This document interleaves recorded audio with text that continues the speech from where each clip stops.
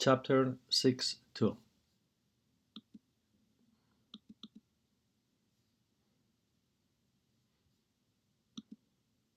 Well, in this chapter, we're going to see how we form questions and how we make sentence negative. We already saw some of this in the previous chapter, but today we're gonna work a little bit more on these two concepts of how to ask a question in Spanish and how to make the sentence negative. Okay, so if you have something like "Hola, buenos días," well, the person is saying hello, good morning, right?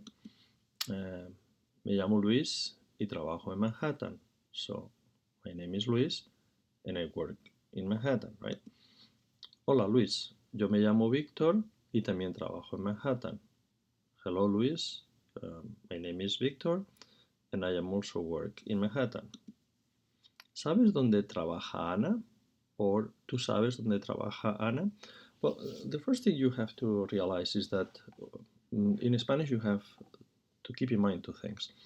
One is, if you are asking the question orally, what you're going to do in Spanish is to stress the verb. So in this case, the verb is sabes, right? ¿Sabes? ¿Tú sabes? Another thing that you should know is that in Spanish, the order in the sentence is very flexible.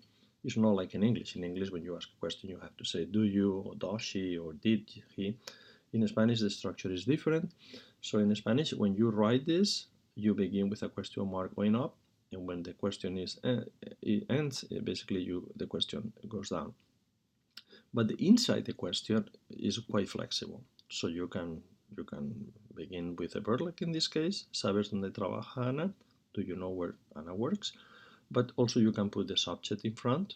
In this case, I didn't use the subject because the ending es tells me who the subject is, but you can put it like that.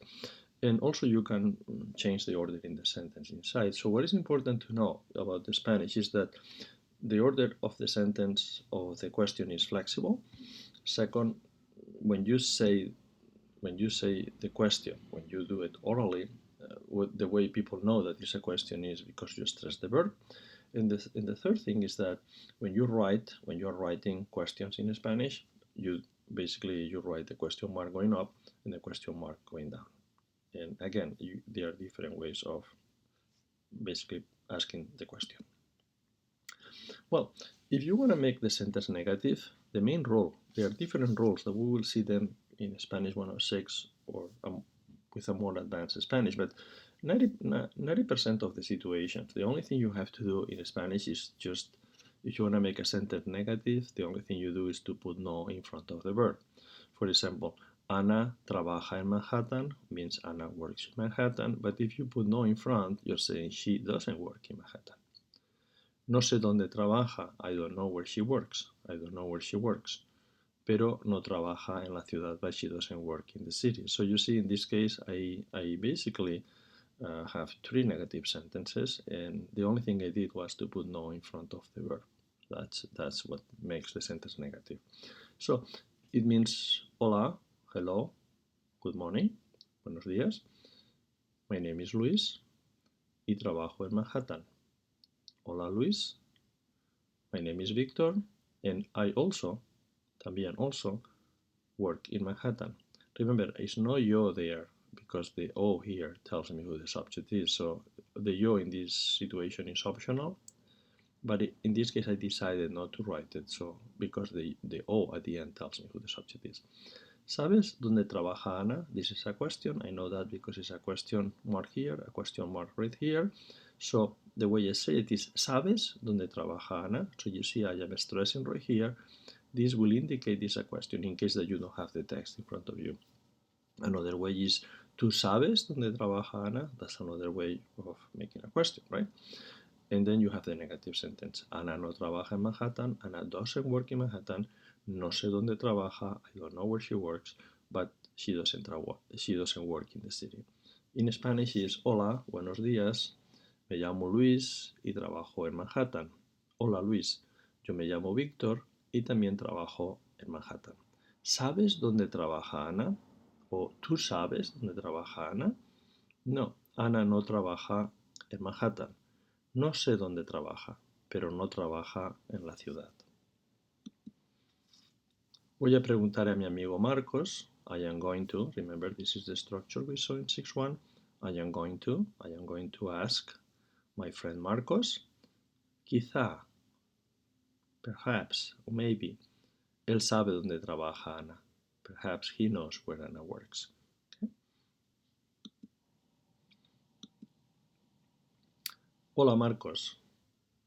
Hello Marcos. ¿Sabes dónde trabaja Ana? Do you know where Anna works? Sí, ella trabaja en New Jersey, pero viaja muy frecuentemente. Yes, yes, she works in New Jersey, but she travels very frequently. Frequently, okay? ¿Dónde viaja? Where does she travels? No estoy seguro, pero sé que viaja mucho a Vermont y a Boston. No estoy seguro, I am not sure, but I know that she travels a lot to Vermont and Boston. Trabaja, well, in this case should be viaja por motivos de trabajo. It should be viaja por motivos de trabajo. Is she traveling because of work? O ella viaja por motivos de trabajo. O she travels for reasons of work. Okay? No, creo que su novio trabaja en Boston. No, I think her boyfriend works in Boston. ¿No sabes si ella quiere trabajar en New York? Don't you know if she wants to work in New York? Nueva York le gusta mucho, pero creo que no quiere vivir en la ciudad. Ella prefiere vivir en un sitio más tranquilo. New York, she likes New York a lot. But I believe she doesn't want to live in the city. She prefers to live in a more quiet place. Yo no trabajo en esa ciudad. So remember, if it's affirmative, you say yo trabajo, I work. If you want to make it negative, so you just place no in front. Yo no trabajo en esa ciudad. Ella vive, she lives. Ella no vive en ese apartamento. She doesn't live in that apartment. So that's the way you make it negative. Vive, no vive aquí. Él, ella, usted. Él vive, ella vive, usted no vive. So if you want to make it negative, just no in front. Juan va a trabajar. Well, in this case we have va a trabajar. If you want to make that negative, so Juan no va a trabajar conmigo. Juan is not going to work with me. Okay? ¿Vamos a estudiar español? No, no vamos a estudiar español. So remember, vamos a estudiar when going to. If you want to make it negative, you just put no in front. No vamos a estudiar español. Yo como pan. Well, if you want to make a question, you have different ways. Yo como pan is the statement. Is I eat bread. But if you want to ask the question, you say yo como pan. Do I eat bread? Como yo pan? Do I eat bread? Pan como yo. So you see in this case, the structure in Spanish is very flexible. You can begin with the subject, you can begin with the verb, or you can begin with the complement. Okay? Ella trabaja mucho. Ella trabaja mucho. Trabaja ella mucho. You see, you can begin with the subject, or you can begin with the verb. Vamos a visitar a Luisa. Vamos a visitar a Luisa. Nosotros vamos a visitar a Luisa. A Luisa vamos a visitar nosotros. So you see, when you form the questions in Spanish, you know, you put the question mark in front, the question mark at the end, but the way you write the sentence is quite flexible. So you can begin with a verb, you can begin with a subject, or even you can begin with a complement sometimes. ¿Vamos a comer con Juan? ¿No vamos a comer con Juan? Con Juan no vamos a comer. Well, another thing is that when you form questions, the questions could be also negative. So in this case, you see, you have vamos a comer con Juan. Where are we going to eat with Juan? But you can also make this question in negative. So in this case, you just put no in front. Okay, and the same thing here. Even if you change in con Juan, you move con Juan to the front, you know the verb has to have no in front if you want to make it negative. Ella bebe agua, ella no bebe agua, no bebe ella agua. So you see, even if it's a question, the question could be affirmative, but can also be negative. In this case, the only thing we do is to put no in front of the verb. Okay? Doesn't matter how we structure the question. Okay? Well, today we're going to go to a supermarket in San Juan. Okay? So let's see. Preguntamos, ¿dónde hay un supermercado? ¿Dónde hay un supermercado? ¿Dónde hay un supermercado? Well, that's the question that we can ask. So basically what we are asking is, where is the supermarket? We are outside, we are visiting Puerto Rico. We're in the city of San Juan. We need to get something. We need to get bread or milk, and we need to go to a supermarket. So we don't know the city, and we see someone walking on the street, and we ask the question, ¿Dónde hay un supermercado? Por favor. You see, I'm asking the question. The person says, hay uno en la calle Puerto Rico, siga recto 2 calles, luego gire a la derecha y el supermercado está enfrente de una iglesia. Well, the person is saying, there is one in calle Puerto Rico. So it's one in the calle Puerto Rico. The name of the street is Puerto Rico. And then the person says, siga recto 2 calles. Siga recto, keep straight. Recto means straight. 2 calles, 2 streets. Siga recto 2 calles. Keep straight for 2 streets. Luego gire a la derecha. Then turn to the right. Y el supermercado está enfrente de una iglesia. And the supermarket is in front of a church. Okay? And then we ask, when we are in the supermarket, when we walk and we get to the supermarket, and we are in the supermarket, we ask to someone there working, we say, what is the milk? We're looking for milk. ¿Dónde está la leche? Where is the milk?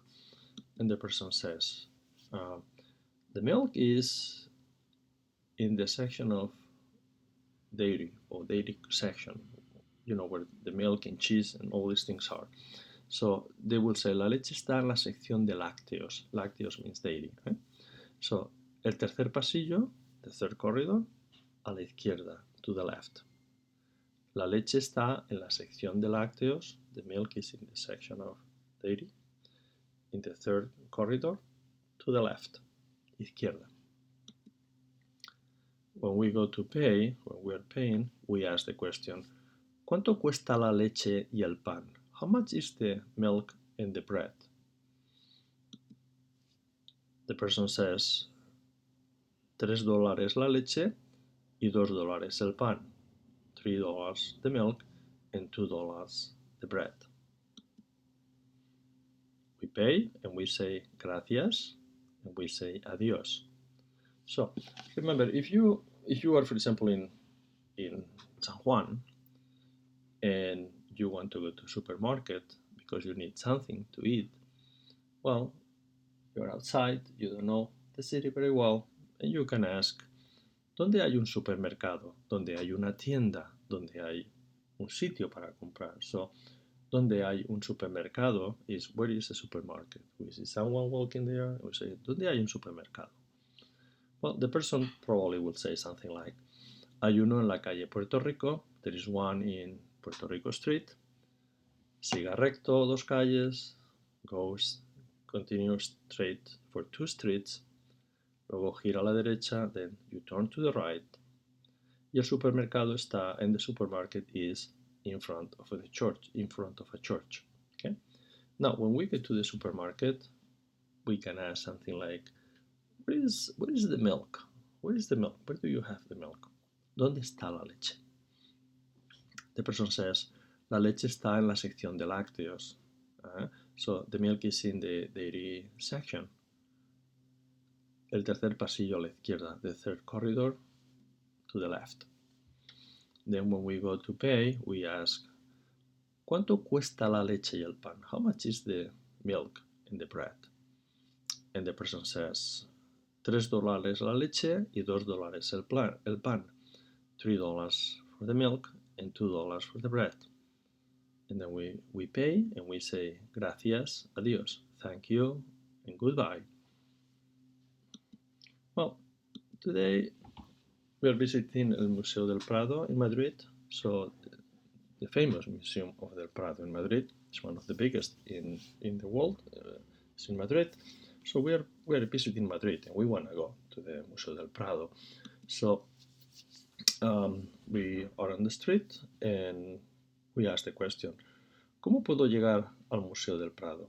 Well, you see someone there and you say, how can I get to the Museo del Prado? ¿Cómo puedo ir? ¿Cómo puedo llegar al Museo del Prado? The person says, muy sencillo, very easy. Siga recto por 2 calles, keep straight for 2 streets. Cuando llegue al semáforo, when you arrive to the traffic light, gire a la izquierda, turn to the left. Luego continúe 3 calles, then continue 3 streets, 3 more streets, and you will see it, y lo verá. Es un edificio muy grande, it's a big building. When we arrive to the Museum of el Prado, we ask, ¿cuánto cuesta la entrada? ¿Cuánto cuesta la entrada? How much is the ticket? And the person says, hoy es gratis, no hay que pagar porque es día festivo. Today is free. You don't have to pay because it's a holiday. Okay? Muchas gracias. Thank you very much. Okay? Oh. Let me get back. So remember, in this case, we want to visit, we're in Madrid, we want to visit el Museo del Prado, and when we get there, we are in the city, we don't know how to get there, so we see someone walking on the street, and we ask the person, ¿cómo puedo llegar al Museo del Prado? ¿Cómo puedo llegar al Museo del Prado? How can I get to the Museo del Prado? ¿Cómo puedo llegar al Museo del Prado? Or you can say, ¿cómo puedo ir al Museo del Prado? How can I go to the Museum del Prado? And the person says, well, muy sencillo, very easy. Siga recto, keep straight, por 2 calles, for 2 streets. Cuando llegue al semáforo, when you arrive to the traffic light, semáforo is traffic light, gire a la izquierda, turn to the left. Okay? When you arrive to the traffic light, turn to the left. Luego continúe 3 calles, más. Then you continue for 3 more streets. Más means more, 3 more streets. Y lo verá, and you will see it. Es un edificio muy grande. It's a big building. Edificio means building. Muy, very. Grande means big. It's un edificio muy grande. It's a very big building. When we arrive, we ask, ¿cuánto cuesta la entrada? ¿Cuánto cuesta la entrada? How much is the ticket? How much is the ticket? Well, and the person says, hoy es gratis. Hoy es gratis. Gratis means free. Today is free. No hay que pagar. You don't have to pay. You don't have to pay. Porque es un día festivo. Because it is a holiday. Festivo means holiday. And then we say, muchas gracias. Thank you very much.